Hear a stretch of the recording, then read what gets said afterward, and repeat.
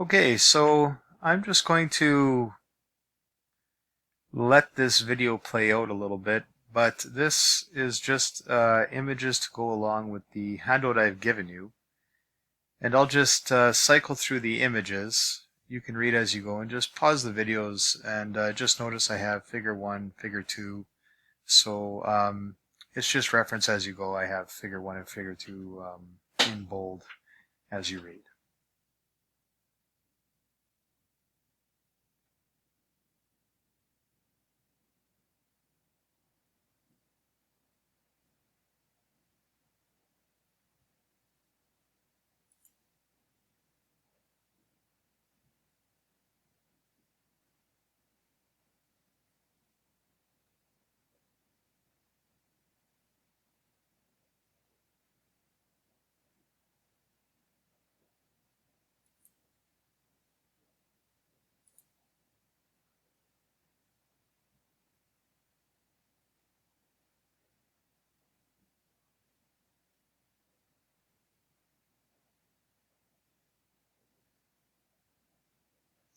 Okay, so let's start with a little bit of trigonometry. The cycloid I just found interesting. I had a question asked me about right here the rate of descent. There was a video a student was watching,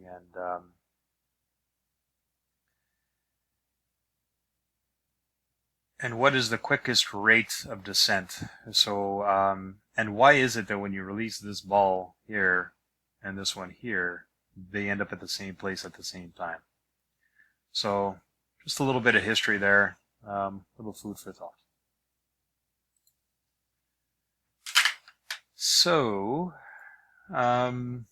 trigonometry. Dun, dun, dun. It's actually quite simple. The illusion of simplicity. The unit circle is one way. I like this interpretation for explaining trigonometry. It really is, it's many things, but it's the relationships of the sides. So if you have a radius of 1, this becomes the hypotenuse, or it is the hypotenuse. So this is not changing. So the hypotenuse, no matter what the rotation, the radius will always be the radius. So if this is angle x, we got 30 degrees here, this would be the sine of x. This would be the cos of x. So this in green here is the magnitude, or the segment, that represents the cos of x. This is in the red, the segment that represents the sine of x. So here you have the sine of x, so you have this segment right here is 0.5. This green segment here is 0.866. And what that means is the green segment is 86.6% of the radius set of 1. So it's 86% of 1. And this segment right here, the sine segment, which is opposite, is 50%. So this segment right here is half the length of the 1. And as it rotates, these two segments just keep changing. So right here at 30 degrees, the sine segment is the lesser, the cos segment is the greater. As it rotates, at 45 degrees, they become even as we have the perfect square, if we were to square this. But both segments are 70.7% of the radius, which is 1. And then as we rotate 60, now notice something here. The sine at 30 degrees was 0.5, the cos was 0.866. Here at 60 degrees, they have switched. This segment is 50% of the radius, and this segment is 86.6% of the radius. So when you look at these numbers here, the sine, cos, and tan of 30, so sine of 30, we have these numbers here. The tan is 57.7. We'll get to the tan in a second. Sine of 45, 0.707, 0.707, and then the tan is 1. 60 degrees, 0.866.5, and the tan is 1.73. Now we have the sine of 0 degrees is 0. The cos of 0 degrees is 1. The sine of 90 degrees is 1, and the cos of 0 degrees is 0. So when we use SOHCAHTOA here, everybody's favorite friend in trigonometry, a legend. But what's going on here is relative to the radius, which is the hypotenuse. It's when we express the ratio, the ratio is opposite to the hypotenuse. The hypotenuse is the reference point, the hypotenuse being the reference point here. But here with TOA, the adjacent is the point of reference. So if we look at this here, you have the tan of 30 degrees is 0.577. Now that's the ratio of opposite to hypotenuse. It's important to understand what this means, because if you're mixing gas, for instance, and you go 50 to 1, well, you want to make sure that it's 50 parts gas to 1 part oil, not 50 parts oil to 1 part gas. It's sort of an important part of this interpretation here. So 1 to 50, right? 1 part oil to 50 parts of gas. So here, opposite to adjacent, meaning the adjacent here to x is the reference point.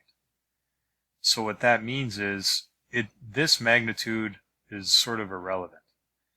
Well, it's not irrelevant, but what it's saying here is at 30 degrees, this segment is this long. And the opposite, relative to the length of this segment, is 57.7%. So this is just a little more than 50% of this length. Here, the tan of 45 degrees is 1, because relative, both these segments are the same. Relative to this segment, it is at unity with it. And then the tan of 60 degrees here is 1.73. So relative to the length of this segment, the adjacent, this is 1.73 times that length. So that's a few things to understand. It really is quite simple. And basically all you do is you just keep applying this ratio as we calculate.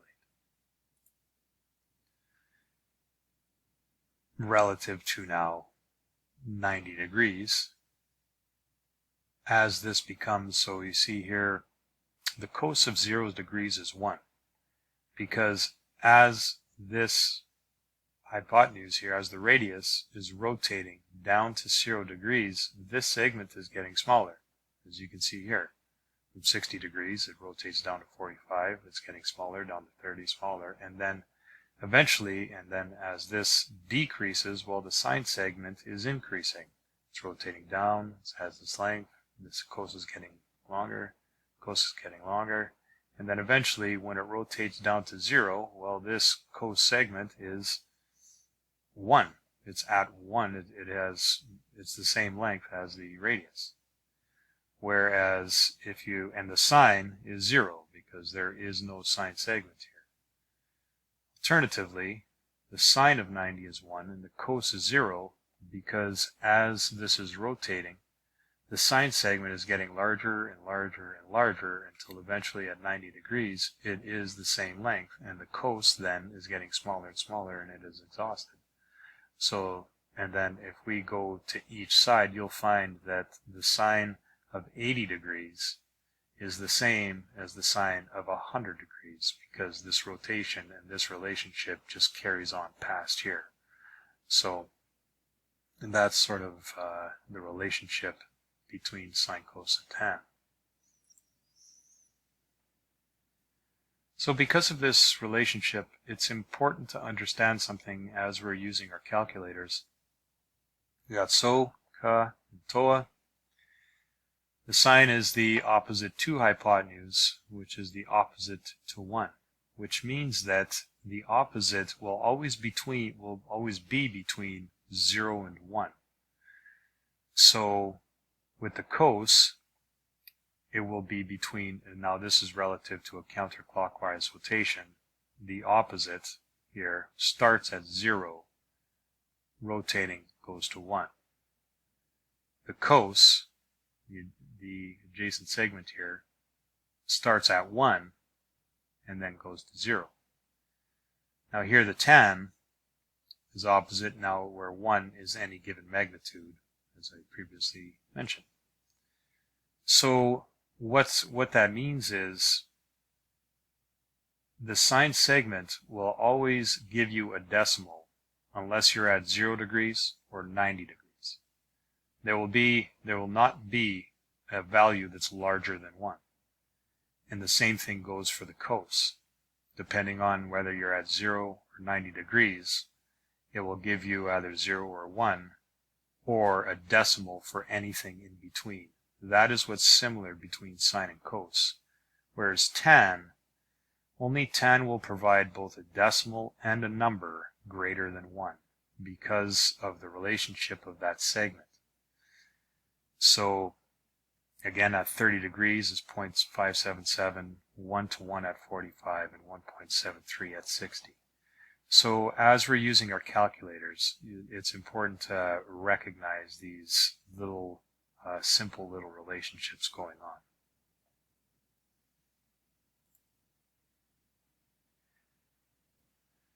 And one more way to sort of express these relationships is where we look at the square roots here. So just notice how they're just changing relative to each other. So it's basically the same thing as what's I previously mentioned, only it's in a different form here. So 1/2 square root of 2 divided by 2, square root of 3 divided by 2. And then for 30 and 60, and then for sine and cos, that just switches.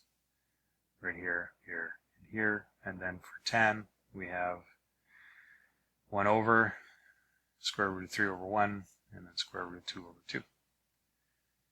And that is, or square root of 2 over square root of 2. And that is it for Trig 101.